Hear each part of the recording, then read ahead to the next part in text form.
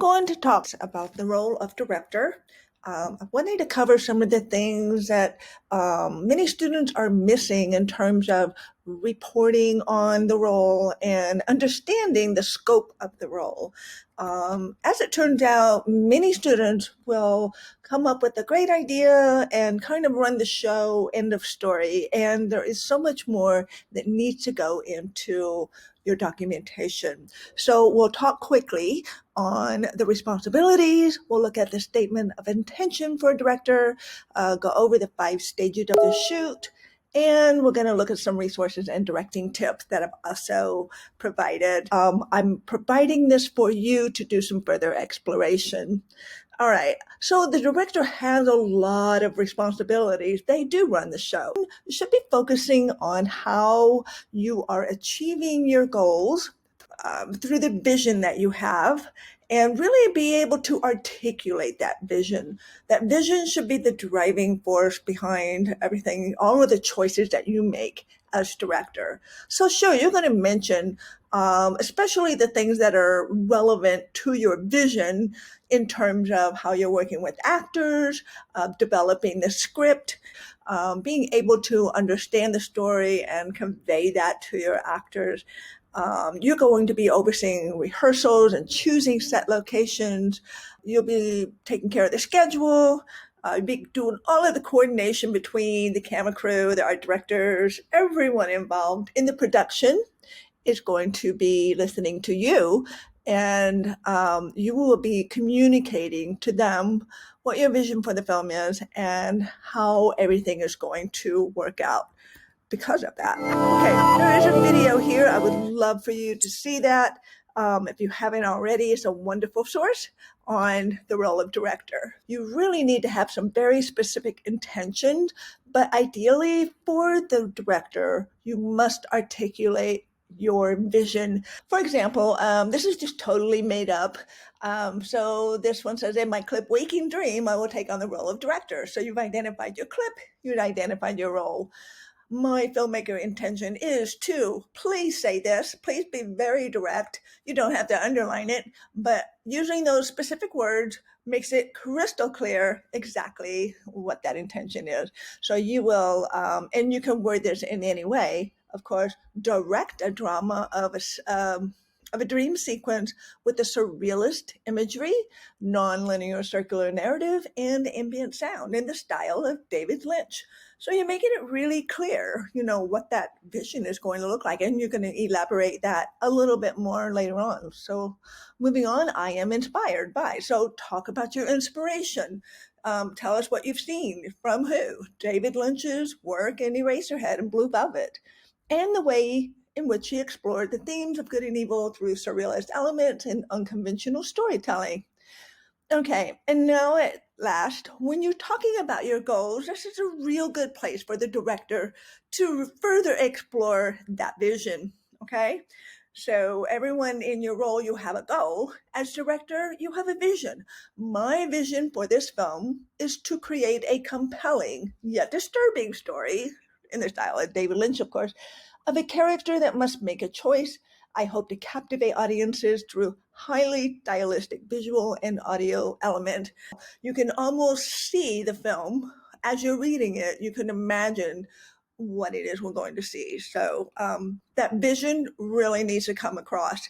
And any techniques that you're going to also include, any kind of skills, everything in that vision will come through your surrealist imagery. That's where your cinematography is going to show that.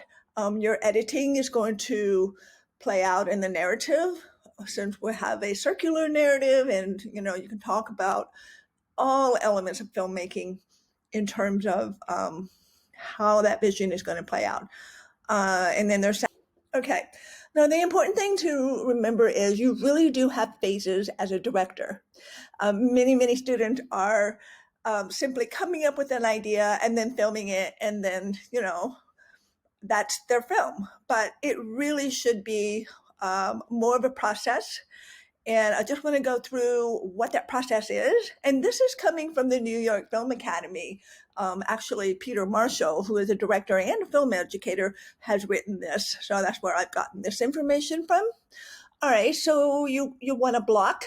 So blocking is just determining where everyone's going to be. Okay, you've got your you can make a diagram. You can talk about where are the characters starting, where are they going to end up, where is everything in the frame. That's the movement. Okay. Once you've established that, you can talk about the lighting. You can what needs to be lit where, depending on who is where. Once everything has been established, you know where the characters are, you know where the camera will be placed, you know where the lighting is, you're prepared, and now you can go through a rehearsal. Okay, the camera rehearsal will go through a whole scene. And obviously, there's going to be problems. There always is. So you'll make adjustments. And then finally, the shoot. So just to go in a little bit more detail, and just for the sake of making this short and sweet, I want you to please, if you haven't already seen this, look at this video from Studio Binder on film blocking. It's excellent. If you can talk about the space, the shapes, and the line in your blocking, you are going to have it made. This is an excellent way to look at how to place your actors. So a storyboard is going to be excellent visual evidence for this. I have links here. You can download a storyboard. Of course, the cinematographer is also responsible for that, but directors can certainly be a big part of the storyboard. A shot list is usually done by the director. There's a very good blocking diagram website that you can go to. So please go there. It's excellent information. There are apps you can get, but it's a simple thing. It doesn't need to be Does the idea of watching two really complicated. So if you click on one of these, this will also take you to the page. This page is the filmmaking fundamental using blocking to get your scene moving. Not only is this going to be very helpful in your efficiency as a director and efficiency in the whole filmmaking process, but it's going to be excellent evidence to show that you are preparing. This is all part of inquiry. And then there's your lighting. Your lighting needs to also be established. But talk about lighting with good film terminology. These videos are very short, just a few minutes. And we think we know what all the lighting is. But there's front light, top light, under lighting, just all, 7 different lighting positions that you could refer to. And each one of these are very effective in terms of creating just characteristics. What are we focusing on in the scene? So lighting is so critical. So please make sure you talk about lighting, and it helps to tell your story. Okay. Excellent videos here. If you can watch those, it's really going to help you be able to comment on that. Okay. Hey guys, we're back with the second part of our lighting video to watch, which we won't watch now. And then finally, you're ready for rehearsing. This may be where your action starts. You can start your action in terms of rehearsing the scene and going through everything as you think you have it planned. And as you well know by now, things will not go as you plan, and you will most likely need to make adjustment. Now, as you're talking about these things, make sure that you have researched your director to see how they work with actors, to see how they approach the rehearsal process. That's something you can certainly add to your documentation.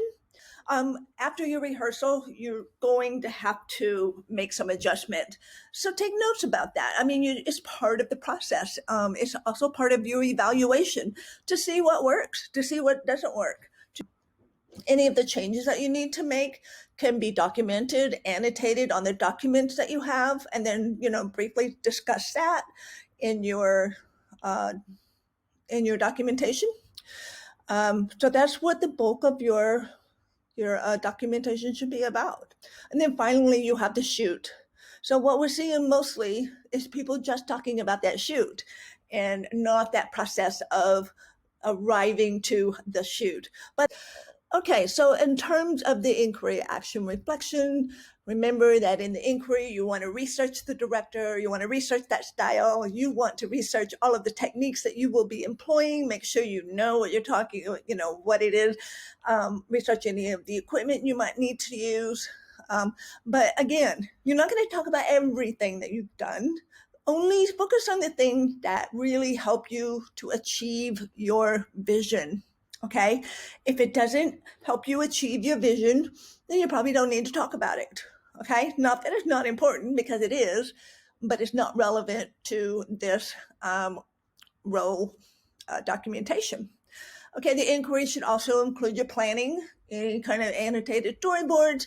You should have a lot of annotation on any documents you have as a director. Having gone through that process, you will, any kind of casting or blocking, shot list, annotated script, any kind of location scouting that you've done that helps you to support your vision for the film should be documented in the inquiry. Okay, so be selective about the things that are most important, the things that really help you to achieve that. Okay, maybe it's in the lighting, maybe there's certain kind of camera movement, maybe you had to get a certain type of character. So the things that are most important are the things you want to focus on. Okay, then in the action, likely it should start probably with the rehearsal, and then shooting the scene. It's possible the rehearsal could be part of the planning if that's the way you want to look at it. There's no real black and white line, but just use your judgment. Okay, remember, note all those problems. IB loves to hear about these problems because they know you're taking risk. For the reflection, make sure you are evaluating to what extent were you successful. Okay, you're talking about this all throughout. All throughout, you should be talking about what's working, what's not working.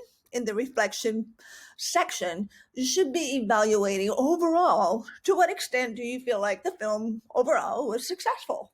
Okay, to what extent did you achieve that vision, your statement of intention? All right, so here's just a page. Peter Marshall actually put all these links together, and I've just put these here. So all different aspects of directing can be found on this page. If you're looking for some resources, these are really good academic scholarly film resources there. Okay, and then finally, please, make sure you have the film rules explained, which goes over all of IB's information on the roles and the different,